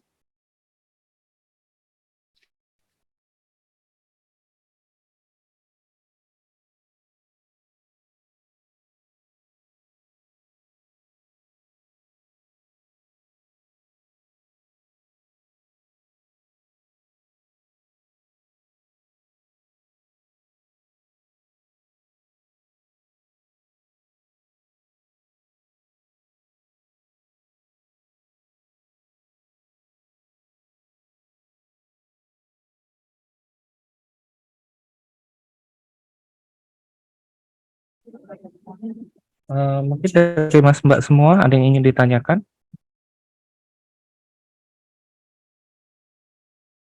Silakan. Silakan.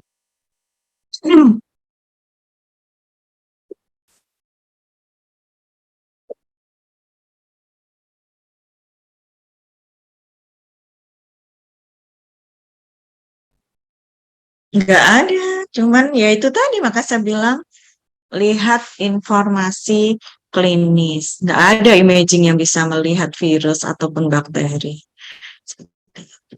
Tapi bahwa ini mengarah pada suatu proses inflamasi itu yang itu yang harus diperhatikan. Kalau dia lactating breast, maka kita ngomongnya purpural. Kalau dia nggak lactating breast, nah itu baru diperhatikan. Wanita tua dengan mastitis yang mengarah pada suatu proses inflamasi, bukan suatu malignancy, malignant infection, itu ya pikirkan ini suatu yang non-purpural, seperti itu. Kalau mau lihat ini infeksi atau bukan, impossible. Yang ada adalah ini mastitis. Ini mastitis, infeksi atau tidak, tahu. Gitu. Biasanya tindakan selanjutnya pada breast itu adalah triple assessment ya.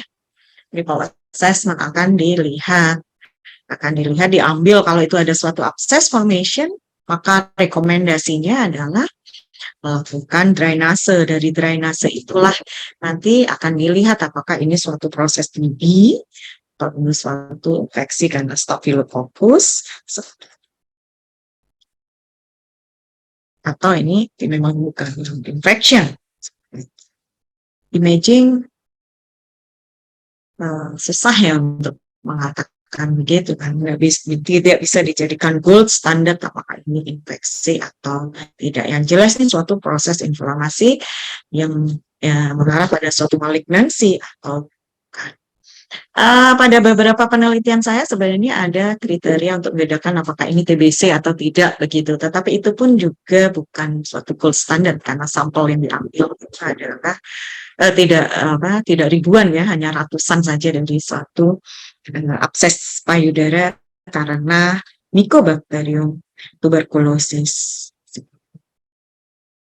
Misalnya nggak saya tanyakan gitu karena ya mungkin kalian belum sampai ke sana. Tapi kalian sudah bisa mengatakan bahwa ini bukan suatu proses malignansi gitu, itu sudah cukup, ini infection. Buat saya sih begitu. Karena sebenarnya kan goal-nya dari suatu breast imaging itu adalah early detection dari adanya suatu kanker payudara.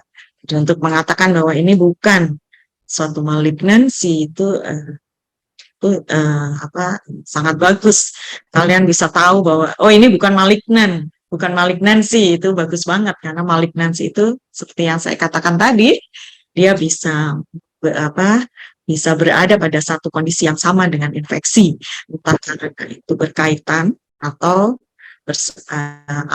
suatu proses yang berdiri sendiri seperti itu.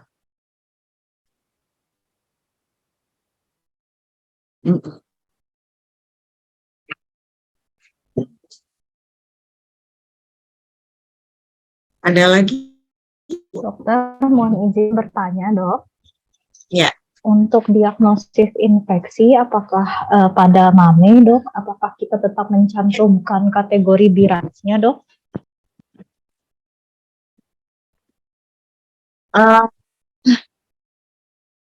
Iya, kalau kalian ingin mengatakan BIRAT pada USG ya, pada USG nih ya, kalau mamu pasti saya akan minta BIRAT-nya. Tapi kalau kalian mengatakan BIRAT USG-nya, nilainya pasti bagus karena sebenarnya pada USG itu ada informasi elastografi yang harus ditampilkan seperti itu.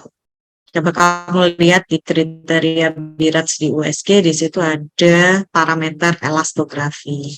Makanya kalau tidak ada elastografinya, kalian bisa tidak menyebutkan BIRATS-nya. Tapi kalau itu komplit semua grayscale, Doppler dan elastografi dan kalian bisa mengatakan BIRATS-nya, maka nilainya pasti lebih tinggi.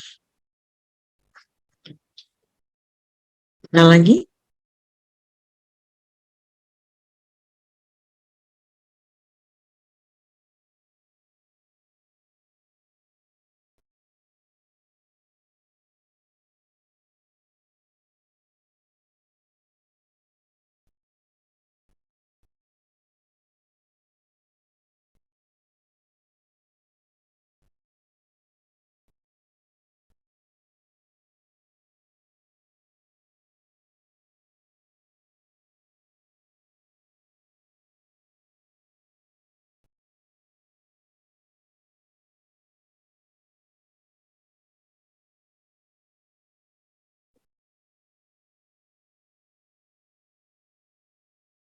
Apakah dari Mas Mbak ada yang ingin ditanyakan kembali? Oh, waktu saya berapa? Kurang banyak ya? Izin dokter, kalau di jadwal itu 30 menit lagi. Masih banyak loh. Dokter, saya nggak tanya soal, saya tanya jawabannya gitu kan bisa. Ya udah jawabannya itu ini ya, ini. Tapi kalau nggak tahu soalnya gimana jawabnya?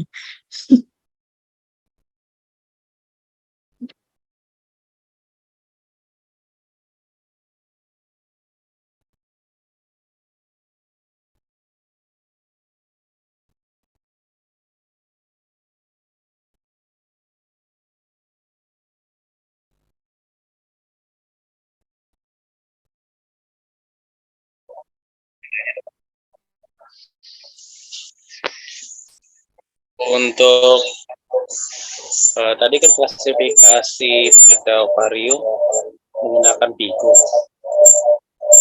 Sedangkan kita tahu juga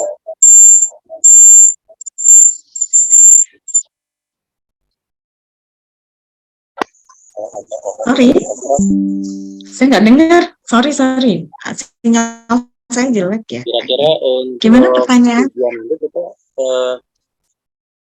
klasifikasinya bisa menggunakan keduanya atau bagaimana kalau misalnya kita tujuan?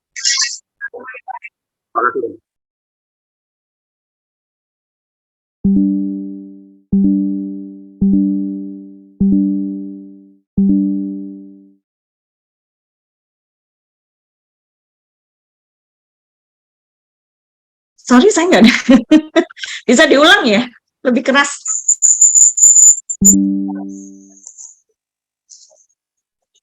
Atau Selamat siang, kita dokter. ready, saya Izin nggak bertanya, dokter.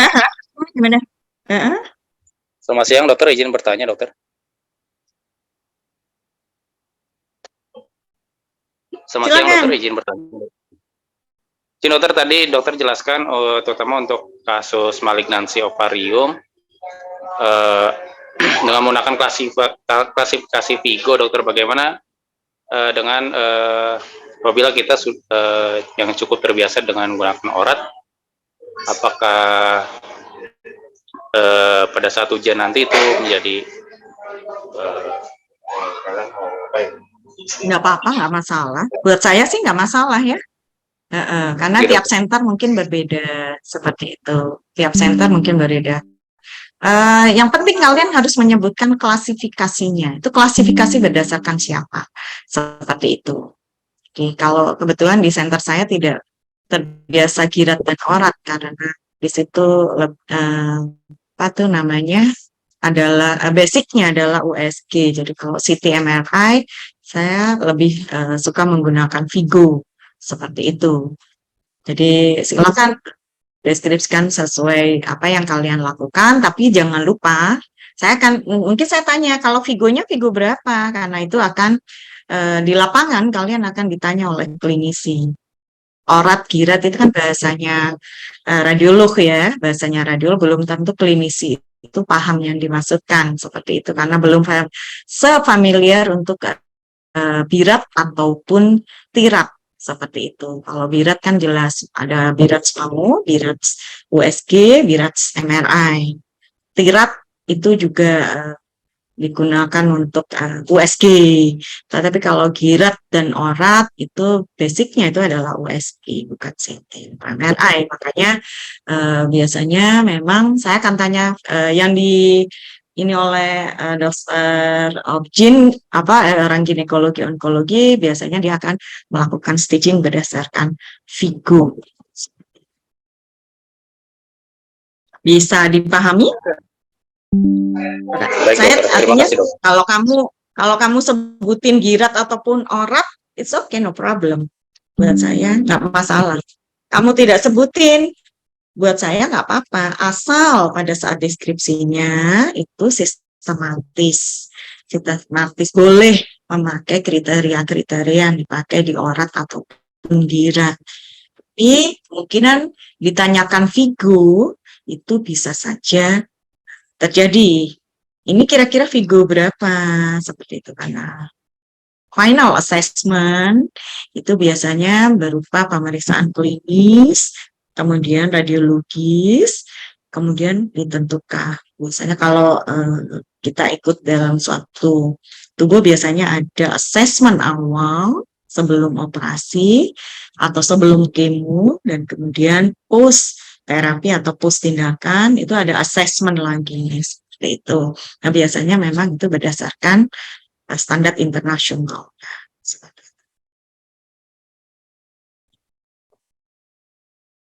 Baik, terima kasih, dokter. Ya.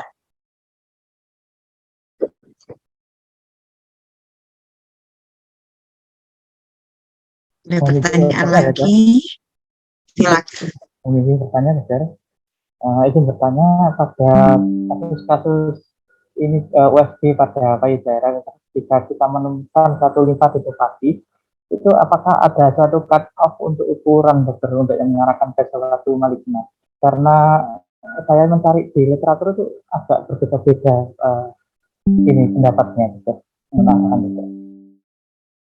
Iya, mungkin nggak usah pakai masker ya di sekitarnya ini enggak. Terus rasanya suaranya keputus-putus sampai saya nggak paham yang ditanyakan. Di sekitarnya banyak orang ya, nggak boleh lepas masker ya di Malang ya.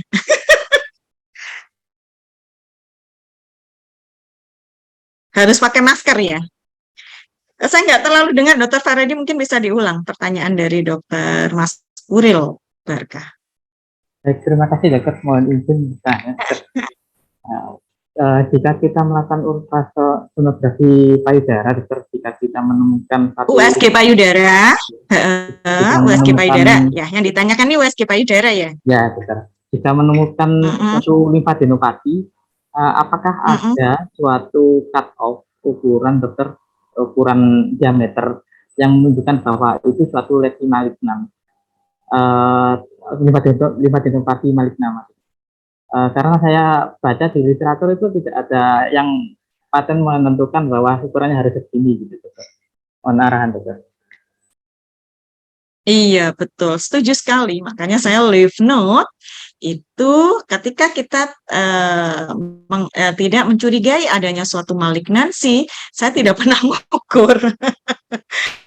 Kalau benign, it's okay, benign. Even berapapun, mau ukurannya 5 cm pun, it's benign. Begitu.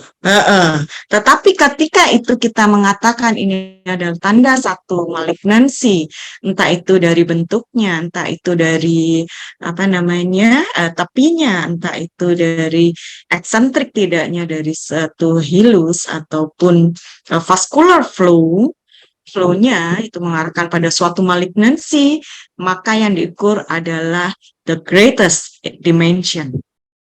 Jadi bukan transversal ataupun longitudinal. Kenapa? Greatest dimension. Karena ketika itu proven suatu malignansi dan kemudian dilakukan tindakan berupa kemoterapi, maka yang dilihat adalah responnya.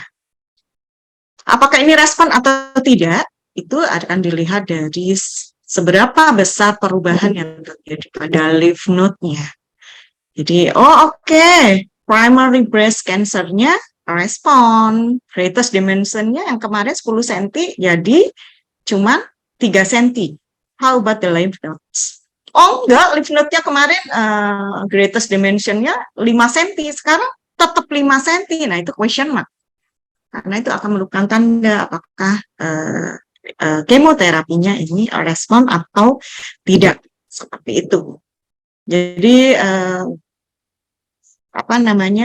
ukuran itu sangat amat tidak menentukan itu suatu malignansi atau tidak, lebih kepada morfologi dan vaskularisasi seperti itu. Kalau kamu tahu suatu misalnya Kikuchi syndrome seperti itu atau cat scratch gitu dari suatu lymph adenopati, itu ukurannya bisa sangat gede gitu dan sangat nyeri dan sangat menekan seperti itu, gede, tapi it's benign, bukan suatu malignansi seperti itu. Tapi ya kan kadang PPDS tuh kalau dikasih tahu itu suka lebih perfect ya. Saya mau lihat perfect. Jadi diukur panjangnya, lebarnya. Soalnya buat saya it's okay, benign and so what. Gitu. Ya enggak, Feredi?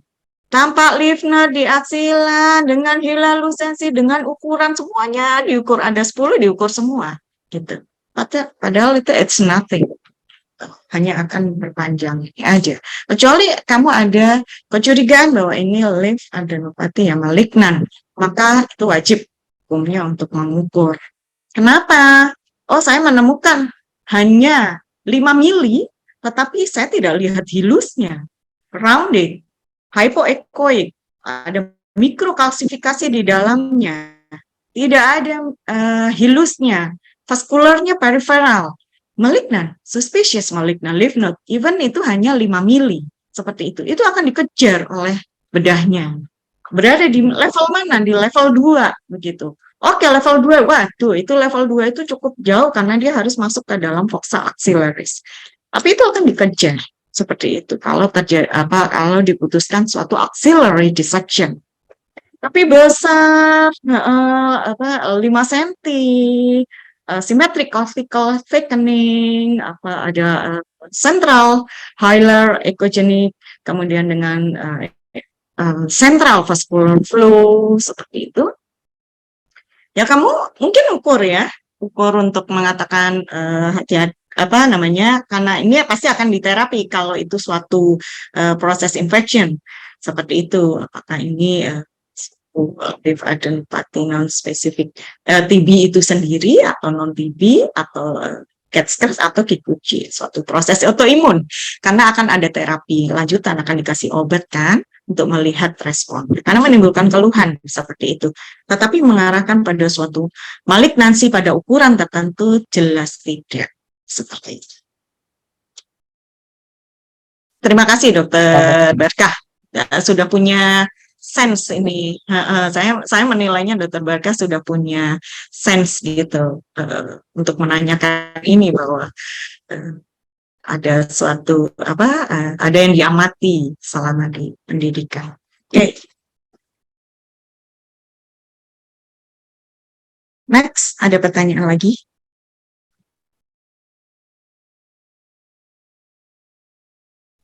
Dokter, mohon izin bertanya. Silakan.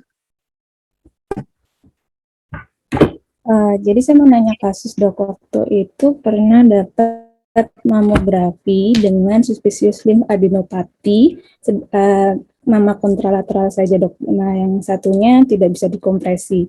Nah yang di mamografi itu untuk parenkim mamanya tidak ditemukan massa, hanya ditemukan coarse heterogeneous parenkim dan penebalan kulit. Saya mau tanyakan itu untuk biratsnya, yang di birat suspicious lymph adenopathy-nya saja C4, untuk untuk mamenya saya Sorry, gimana Dokter Atrika? Pasien dia dia mama CA mama kanan kalau nggak salah. Kemudian di mamografi yang kiri, kemudian yang ditemukan itu suspicious lymph adenopathy yang aksila kiri. Tapi di breast di mamanya itu tidak ditemukan massa. Sudah dikonfirmasi USG juga tidak ada massa. Mamografinya hanya menunjukkan coarse heterogeneous dan penebalan kulit saja dok. Itu dirasnya C berapa dok? Sebentar, penebalan kulit itu yang mana ya? Penebalan kulit yang kiri, yang di mamografi. Penebalan kulitnya itu suspicious malignant itu tidak? Suspicious dok. Dia lebih dari 4 kalau nggak salah. Lebih dari 4 mili. Lebih dari 5. Oh, oke. Ya. Kamu mencurigai ini suatu metastatic breast cancer dari kontralateral kan? Iya, inflammatory breast cancer. Iya. Atau itu kan sudah post MRM gitu ya? Ada survival disease interval atau enggak? Yang CA mamanya itu tidak bisa diangkat, kemo saja. Oke, berarti belum diapa-apain. Berarti ini tumor extension ya. Jadi bukan suatu proses meta, begitu kan? Jadi sebenarnya yang kanan itu advanced stage, gitu kan maksudnya? Iya, yang kanan advanced stage, kemudian yang kiri ada, yaitu berarti ini advanced stage yang sudah mengarah pada kontralateralnya, seperti itu. Itu biratnya masuk ke itu suatu comprehensive examination ya, nggak bisa berdiri sendiri seperti itu. Jadi kalau kamu bisa lakukan USG, kan kamu sudah lakukan USG ya kan? Maka kamu bisa lakukan USG pada yang kontralateral, pada yang ada CA mamanya, ya kan? Iya. Jadi maka konklusinya nggak bisa sepotong-sepotong seperti itu. Jadi konklusinya kalau ini post kemo ya? Iya, post kemo. Kalau ini post kemo berarti sudah proven malignan. Proven malignan yang dilakukan pada saat monitoring itu adalah post neoadjuvant chemoterapi, adalah comparison dengan previousnya. Apakah sebelumnya memang sudah menjalar ke kontralateral atau tidak? Karena kamu akan melihat respon terhadap kemoterapi. Seperti biratsnya C6 karena ini proven, sudah proven. Sebelumnya ada metastase nggak ke sebelahnya? Emang sudah extend to the kontralateral atau tidak? Kalau sudah extend, bagaimana sebelumnya? Apakah lebih severe atau tidak? Seperti itu. Sebelumnya jangan-jangan sudah ada lymph node di kontralateral memang. Setelah di kemo, lymph node-nya memang masih ada tetapi berkurang seperti itu. Jadi untuk menilai respon dari neoadjuvan kemoterapi, kita tidak bermain pada initial diagnosis sekarang. Kita bermain pada respon neoadjuvan kemoterapi. Ini sudah bukan diagnosis lagi, bukan, Dr. Atrika? Diagnosisnya sudah tegak. Yang kanan sudah tegak. Kebetulan yang dia Yang kanan sudah tegak. Yang kiri Artinya, itu baru pertama kali di mamografi. Nggak mungkin. Nggak mungkin. Pada saat dilakukan tindakan kemo itu pasti sudah tegak staging dari klinis yang dibuktikan dengan PA seperti itu. Kalau kemudian sebelumnya tidak ada dan sekarang ada, itu sebenarnya menunjukkan indikasi bahwa ini tidak respon. Proses perjalanan penyakitnya itu berkembang ke kontralateral seperti ini. Dibandingkan sebelumnya didapatkan new develop kalau itu suatu skin thickening, karena kalau suatu metastase nggak hanya skin thickening aja, pasti akan ada architectural distortion, trabecular worsening, seperti itu untuk mengarahkan pada ini suatu metastase dari kontralateral, seperti nggak mungkin hanya skin thickening saja, dan itu akan tampak pada USG sebenarnya. Jauh lebih tampak untuk kamu membuktikan ini proven bahwa ini dari kontralateral, bukan sesuatu yang berdiri sendiri. Itu akan berbeda ketika pasien ini dinyatakan bahwa sebelumnya adalah C5 pada kanan dan yang kiri itu C1, jadi tidak ada negative finding.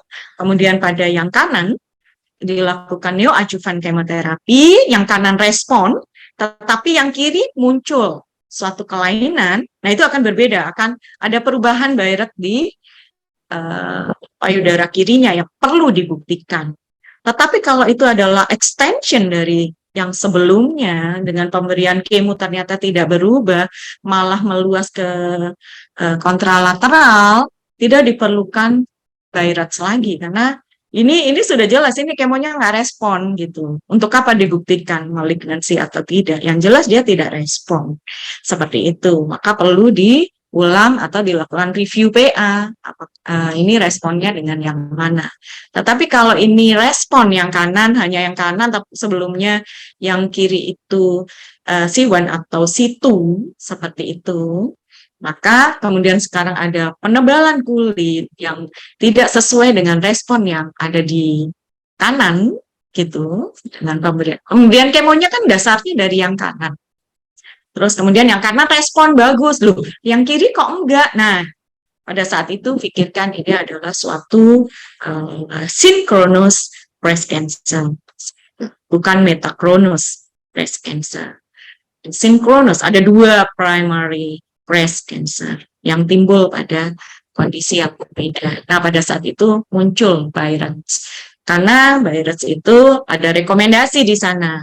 Ketika kamu mengatakan ini C5 kanan, suggestion adalah initiate action. Initiate action-nya bisa diurante operasi juga. Ini masih operable, C5 gitu. Tapi kalau ini merupakan penjalanan yang kanan, untuk apa dioperasi yang ini? Orang yang kanan aja nggak respon, maka yang perlu dievaluasi adalah kemonya.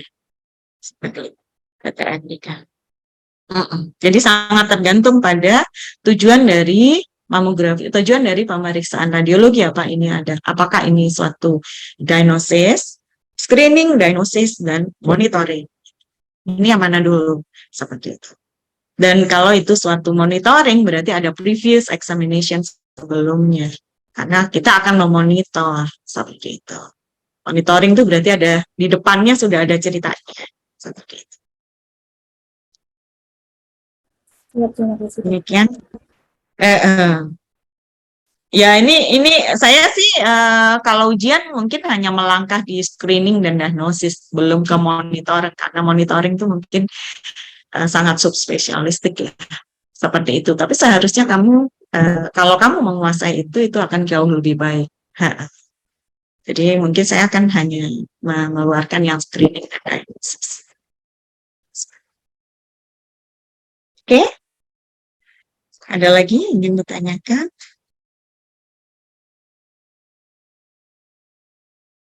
Mungkin ada yang saya nggak tahu soalnya apakah setiap center tuh sama ya. Jadi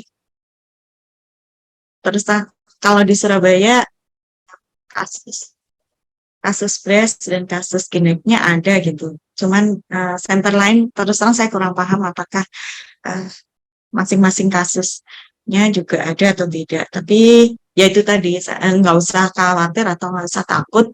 Yang penting kalian menguasai basicnya, anatomical, kemudian bagaimana korelasi dari anatomi dengan radiologi, dari radiologic finding, korelasinya bagaimana, kemudian menguasai klasifikasinya, kemudian standarisasi dari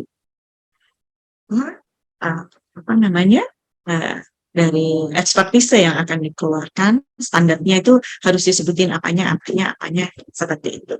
Pada penarikan kesimpulan, nah itu nanti bisa.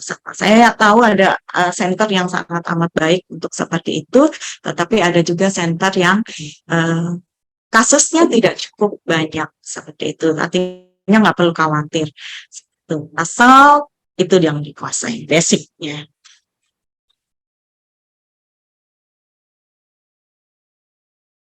Oke?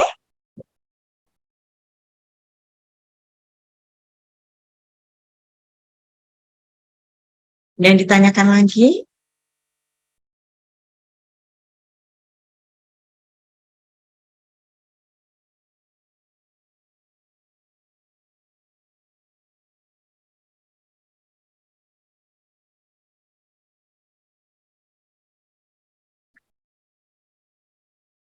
Dokter, Gimana, Dokter Feredi? satu lagi boleh, Oh, dokter? silakan. Saya Saya pikir udah mau dari saya tutup. UNS, dokter.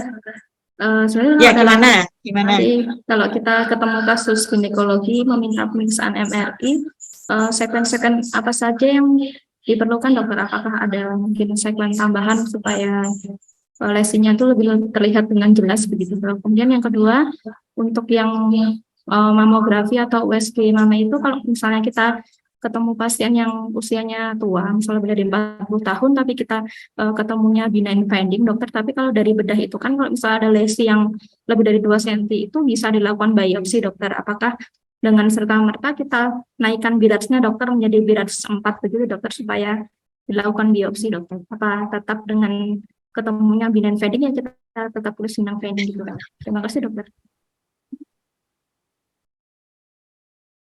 Sorry, gimana? Ini kasus breast atau kasus ginekologi? Yang pertama saya tanyakan yang MRI ginekologi, dokter. Misalnya Oh, ginekologi. Oke, kasus ginekologi MRI. Betul ya? Pemeriksaan MRI. Ya. Terus? Misalnya nanti kita ketemu begitu, apakah ada sekuen yang bisa ditambahkan begitu, dok? Misalnya untuk melihat lesinya lebih jelas begitu, dokter? Oh ya, saya bermain di standar aja sebenarnya. Untuk malignansi standar T1, T2 kontras. Seperti itu. Jadi kalau kamu menanyakan, dok, ada DWI-nya nggak, dok? Ada ADC-nya nggak, dok? Seperti itu. Ya mungkin saya akan simpan, akan saya keluarin. Seperti itu. Tetapi itu tidak clue-nya. Saya tidak menggunakan clue itu karena tidak semua center punya sequence weekend yang komplit ya. Saya mungkin punya seperti itu, tapi saya coba upayakan memakai standar dulu aja, T1, T2, atau ya masing-masing center beda soalnya ya, apa namanya, software yang dipasang gitu. Nah mungkin GRE atau SWI seperti itu, kemudian apa namanya, DWI ADC, begitu. Nggak sampai ke spektros, enggak sih. Jadi kalau nanti kita praktek begitu yang udah cukup ya, dok? Misalnya kalau T1, T2 kontras itu, dok, sudah cukup mewakili ya. Ketika kamu tidak mampu membedakan apa ini benign atau malignan, maka kamu akan menggunakan sequence-sequence yang lain, sangat tergantung dari mana kecurigaan seperti itu. Maka kamu akan tambahkan sequence-sequence yang lain. Tapi itu tidak saya keluarkan di ujian ini. Karena sangat subspesialis. Kemudian tadi yang kedua untuk kasus breast dokter, kalau misalnya kan kita menemukan pasien dengan usia yang tua, gitu dok, misal 40 tahun, tapi ketemunya lesi benign, tapi ukurannya misalnya Sorry, sebentar, ini kasus option juga ya? kasus breast dokter ya dokter. Oh, Kasus breast ya, ada- ini breast, oke. Ya. Breast dengan usia tua, ada Ya. mes, Ada yang mes, misalnya lebih dari 2 ukurannya 2 cm. cm. Karena kan kalau Ya, di bedah itu biasanya di biopsi kan dokter gitu. Misalnya dalam sebentar. Lesi lebih dari 2 cm, sistik atau solid, itu dulu. kalau misalnya kita ketemunya benign gitu, dokter lebih ke kistik dan benign, misalnya simple cyst begitu. Apakah Kalau simple cyst enggak ya Mbak ya? Jadi kita kembalikannya ke NCCN. Jadi kembalikan ke NCCN. NCCN itu lesi solid lebih dari 2 cm itu biopsi. Even itu FAP. Seperti itu. Tetap biopsi. Jadi itu ada dimungkinkan di Biarritz, karena di Biarritz itu ada yang namanya atypical fibroadenoma. Ketika kamu menemukan ciri yang tidak yakin betul bahwa itu suatu benign, maka kamu bisa masuk ke 4A. 4A itu artinya itu atypical FAM ya. Atypical FAM itu bukan atypical yang ditemukan oleh PA sebagai sel atipik, tetapi tidak tipikal gambarnya suatu benign FAM.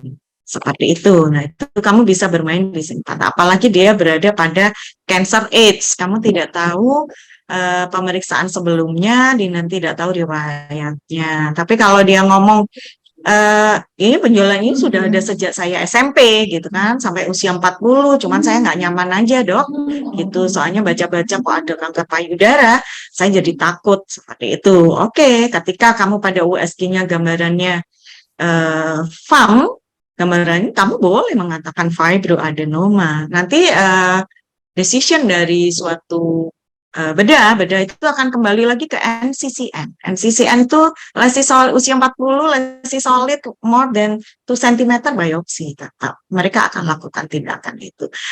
Tetapi pada karakter imaging tidak convincingly benign, tidak yakin betul ini benign. Misalnya solid tetapi ada cystic part-nya, solid ada microlobulated-nya, solid tetapi dengan posterior enhancement dan hypervascular. Itu kamu boleh mengatakan Biarritz A dengan differential diagnosisnya adalah atypical fibroadenoma. Seperti itu. Itu ada, dimungkinkan di Birat itu. Jadi 4A itu sebenarnya radiolog itu ingin mengatakan ini benign loh, tapi sekali kepingin kamu melakukan biopsi 4A itu. Jadi tapi saya ingin biopsi karena ada kriteria yang tidak tipikal benign seperti itu. Tapi saya ingin mengatakan ini benign. Seperti itu. Makanya likelihood malignansinya paling rendah itu 4A. Saya ingin mengatakan gitu, tapi kok gede banget ya? Padahal Giant Farm juga gede ya. Giant Farm gede gitu. Tetapi itu dimungkinkan dari NCCN. More than 2 cm itu baik sih. Memang seperti itu. Siap dokter. Terima kasih dokter. Iya, terima kasih pertanyaannya. Itu penting banget di lapangan memang. Kadang membingungkan. Saya mau ngomong C2 dok, tapi C2 kan regular monitoring ya, bukan ambil ya. Kenyataannya dokter bedahnya ngambil dok, padahal saya ngomong C2 gitu. Nggak apa-apa. C2 itu kan radiologi untuk mengatakan bahwa saya yakin bahwa tidak ada kemungkinan ini suatu malignansi. Yakin betul ini adalah FAM karena typically benign. Ketika ada satu tanda sedikit saja yang tidak typical benign, kamu bisa naik ke 4A, atypical fibroadenoma. Seperti itu. Suggest biopsy. Oke. Ada pertanyaan lagi? Izin dokter, waktunya sudah habis dokter. Oh sudah ya, sudah habis ya. Dokter. Ya, mohon maaf, sukses semua ya. Jadi total ada berapa nih kandidatnya? Kalau dari kandidatnya sendiri ada sekitar 79 dokter. 79. Oh ya, kamu saat ini. ujian ya habis ini ya, Ferdi ya. Enggak dokter. Aduh, banyak sekali ya. Alhamdulillah ya, karena kita kekurangan radiolog, moga-moga lulus semua. Amin dokter. Seperti itu. Izin, apakah saya boleh Ya, tutup dokter? izin saya boleh pergi gitu ya maksudnya. Kamu Enggak, mau dokter. saya tapi sekarang gitu ya. Makasih semuanya, sukses Dokter. semua. Semoga lulus, sehat selalu. Sampai ketemu di ujian. Saya Terima kasih izin. dokter. Sekian. Wassalamualaikum warahmatullahi wabarakatuh. Waalaikumsalam dokter. Recording